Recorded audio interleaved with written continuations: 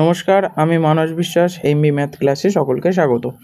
চলো আজকে আমরা এই যে চ্যাপ্টারটা করলাম, তেজস্ক্রিয় পরমাণুর যে চ্যাপ্টারটা করেছি, এই চ্যাপ্টারের 7টা ছায়া প্রকাশনের অনুশীলনী এবং 10 ইয়ার্সে 10 বছরে কী কী প্রশ্ন এসছে সেইগুলো ফিল আপ করবো। প্রথমে 7টা যেগুলো আছে তোমাদের অনুশীলনীতে সেগুলো ফিল আপ করে নিই। চলো, প্রথম প্রশ্ন, তেজস্ক্রিয় পরমাণু থেকে বিটা কণা নিঃসরণের ফলে উৎপন্ন পরমাণুর কি হয়? বলবে এটা হচ্ছে পারমাণবিক সংখ্যা বাড়ে, অপশন বি,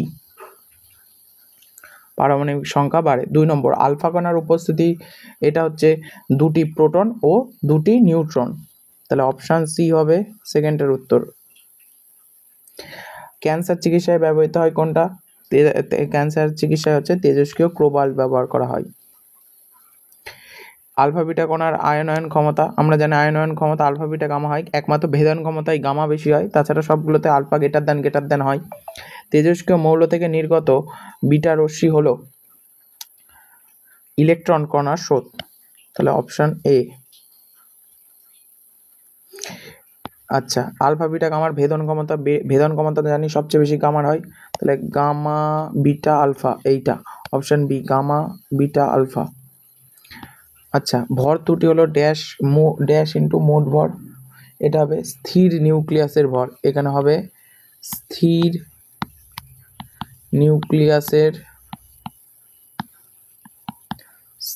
নিউক্লিয়াসের ভর,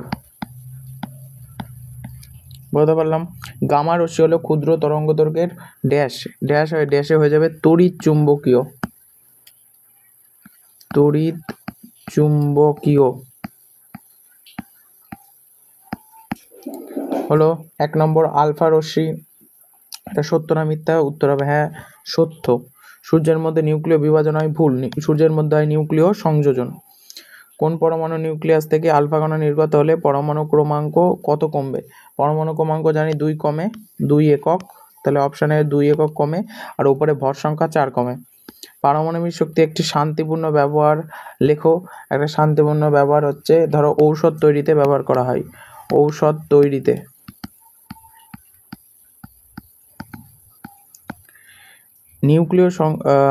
নিউক্লিয় সংযোগে যে বিপুল পরিমাণ শক্তি মুক্ত হয় কোন সূত্র থেকে ব্যাখ্যা করা যায়?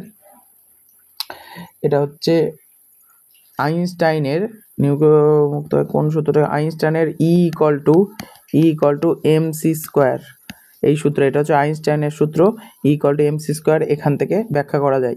তেজস্ক্রিয় পরমাণুর কোন অংশ থেকে বিটা কণা নির্গত হয়? বিটা কণা নির্গত হয়, মনে রাখবে, পরমাণুর নিউক্লিয়াস থেকে, পরমাণুর নিউক্লিয়াস থেকে।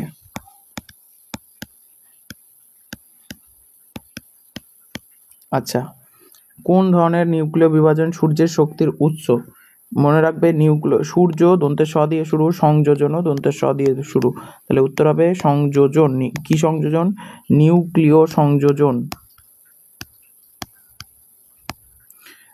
কোন প্রকার শক্তি উৎপাদন হয়? এটা হচ্ছে নিউক্লিয় শক্তি। পারমাণবিক চল্লি, পরমাণু বোমার কথা উঠছে, তাহলে হচ্ছে নিউক্লিয় বিভাজন।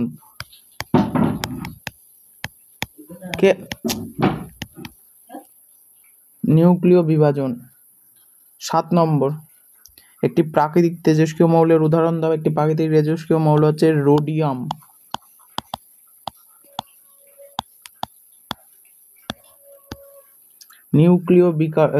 নিউক্লিয় বিকিরণ, এটা ম্যাচ করবে বাম দিক থেকে ডান দিক, নিউকোমিয়া। তেজস্ক্রিয় সোনা, এটা হচ্ছে AU। গামা রশ্মি, এটা হচ্ছে তেজস্ক্রিয় তড়িৎচুম্বকীয় কণার স্রোত। পারমাণবিক বোমা হচ্ছে হিরোশিমা নাগাসাকিতে পড়ে। ব্যাস, মিটে গেল ম্যাচ করা। আচ্ছা, 2 নম্বরের প্রশ্নগুলো তোমরা নিজেরাই পারবে, এগুলো একটু করে নেবে। এবার চলে আসি ছায়া প্রকাশনীর সলভ করি। চলো, ছায়া প্রকাশনীর প্রথম, আলফা বিটা গামা রশ্মির আয়নয়ন ক্ষমতার সঠিক ক্রম, সেটা হচ্ছে alpha greater than beta greater than gamma. ভেদন ক্ষমতা সবচেয়ে বেশি গামার। কোনটি তেজস্ক্রিয় মৌল? C14। গামা রশ্মির বেগ হচ্ছে 3 × 10⁸। আচ্ছা, আলফা কণার আধান 3 × 2 × 10⁻19, 3 × 2 × 10⁻19। গামা রশ্মি ইলেকট্রন কণার স্রোত, বয়স নির্ণয়ে আমরা জানি, আগেই পড়েছি, C14। সূর্যের মধ্যে কি হয়? নিউক্লিয় সংযোজন, সূর্য সংযোজন। মনে রাখবে তেজস্ক্রিয় রশ্মি পরমাণুতে কোন অংশ থেকে নির্গত হয়? 1 নম্বর হচ্ছে, এটার উত্তর হচ্ছে নিউক্লিয়াস।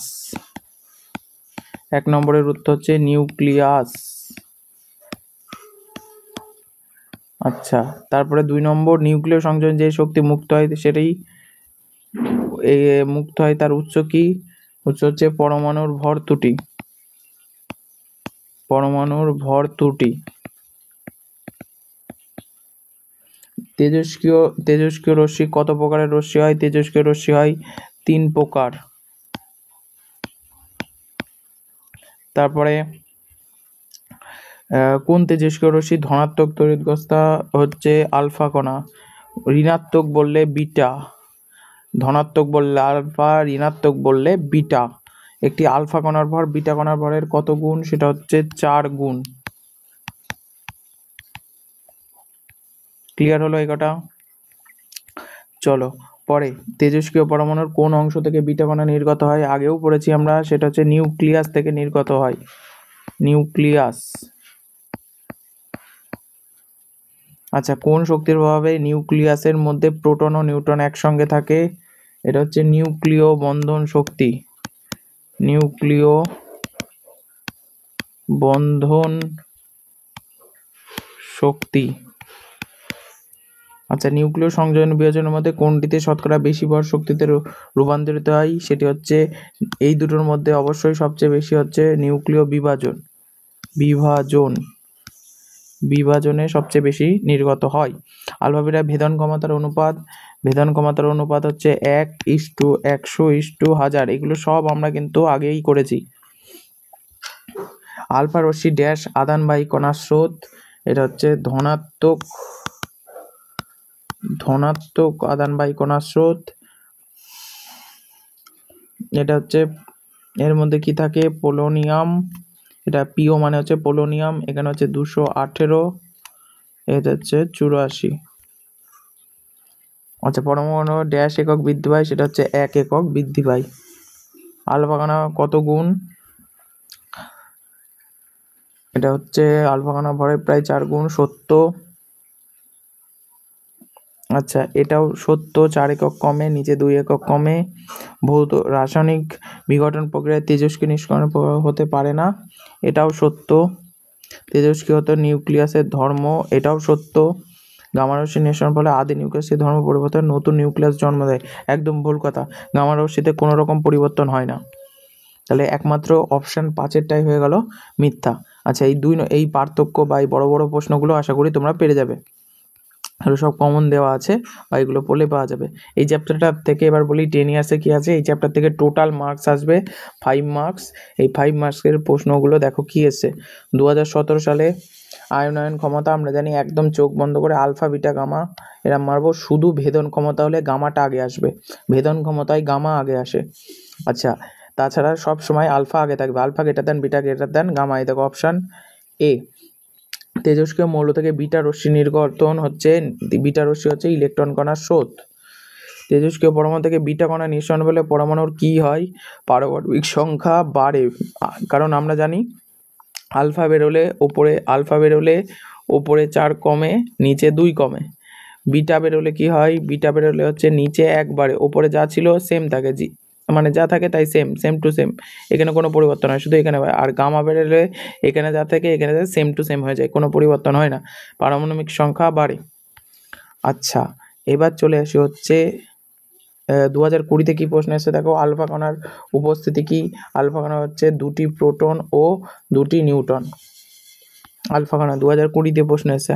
আর বাকি এমসিকিউগুলো যেগুলো আমি দিই, এই পিডিএফগুলো তোমরা ডিসক্রিপশানে পেয়ে যাবে, সেখান থেকে ডাউনলোড করে নিয়ে পড়বে। এই ইম্পর্টেন্ট কিছু প্রশ্ন আছে, এগুলো এসছে 10 ইয়ার্সে, সেই জন্য আমি এইগুলোই একমাত্র দেখাই। আশা করি ক্লিয়ার হলো। এগুলো সব অনেক ইম্পর্টেন্ট প্রশ্ন আছে, এগুলো একটু দেখে নেবে। এগুলোর প্রতিটার উত্তর করে দেওয়া আছে এখানে, একবার দেখে নিয়ে করে নেবে। আচ্ছা, এবার চলে আসি এখান থেকে। আর সেই রকম কিছু প্রশ্ন আসেনি, এসছে তারপরে 2017 সালে পরমাণুর। দেখো, পরমাণুর কোন অংশ থেকে বিটা কণা নির্গত হয়? উত্তর হবে নিউক্লিয়াস। কোনো মৌল থেকে আলফা কণা নিঃসরণ হলে কি হয়? জানে, ধরো U238 নিচে হচ্ছে 92। আলফা কণা বেরোলে কি হবে, ওপরে 4 কমে নিচে 2 কমে, উপরে 4 কমলে 238 কত হয়ে যাবে 234, আর নিচে 2 কমলে কত হয়ে যায় 90। তাহলে এর বলেছে পারমাণবিক সংখ্যা। পারমাণবিক সংখ্যা আমি ভিডিওতে বলেছিলাম পারমাণবিক সংখ্যা কোনটা, নিচেরটাকে পারমাণবিক সংখ্যা বলে। তাহলে পারমাণবিক সংখ্যা কত 90। নিউক্লিয় বিভাজনে একটি অপপারমাণবিক বোমার বিস্ফোরণ এটা ব্যবহৃত হয়। নিউক্লিয় সংযোজনের ফলে যে বিপুল পরিমাণ শক্তি মুক্ত হয় তা কোন সূত্র থেকে পাওয়া যায়, E=mc², এটা আইনস্টাইনের সূত্র। পারমাণবিক চুল্লিতে কোন ধরনের নিউক্লিয় বিভাজন হয়, পারমাণবিক চুল্লিতে নিউক্লিয় বিভাজন হয়। হাইড্রোজেন বোমার ক্ষেত্রে মনে আছে তো নিউক্লিয় সংযোজন হয়, পরমাণু বোমার ক্ষেত্রে নিউক্লিয় বিভাজন হয়। একটি প্রাকৃতিক তেজস্ক্রিয় মৌলের নাম হচ্ছে ইউরেনিয়াম। আচ্ছা, এগুলো এসছে, বাকিগুলো একটু দেখে নিও, এগুলো ভিডিওতে দেওয়া থাকলো। আচ্ছা, এরপরে 10 ইয়ার্সে এছাড়া কি প্রশ্ন এসছে দেখো, এই প্রশ্নগুলো বড় বড় প্রশ্ন, খুব কমন প্রশ্ন আসে। ভরত্রুটি কাকে বলে, নিউক্লিয় সংযোজনে যে শক্তি মুক্ত হয় তার উৎস কি, এসবের প্রশ্ন আমরা কিন্তু আগেও করেছি। আলফা কণা নির্গমনে নতুন মৌলের সৃষ্টি হয় কিন্তু গামা রশ্মির নতুন মৌলের সৃষ্টি হয় না কেন, ব্যাখ্যা করো। ওই যে এগুলো সব ওই আলফা রশ্মি বিটা রশ্মির নির্গমন থেকে ব্যাখ্যা করবে, এটা 19 সালে এসেছিল। এগুলো দেখে নিও, এগুলো পারবে সবই মোটামুটি। আচ্ছা, আর সেরকম কিছু প্রশ্ন এখান থেকে আসেনি।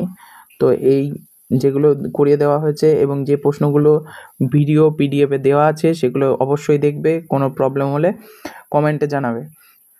এবং কোনো রকম অসুবিধা হলে এই 10 ইয়ার্সের থেকে, এবং প্রত্যেকটা ভিডিওর নিচে একটা পিডিএফের লিঙ্ক দেওয়া আছে।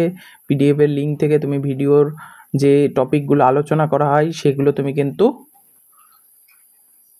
ডাউনলোড করে নেবে এবং সেগুলো বাড়িতে পড়বে। আশা করি পরীক্ষা ভালো হবে, মাধ্যমিক পরীক্ষা ভালো হোক, এটাই আশা রাখি। নমস্কার, আজকে এই অবধি।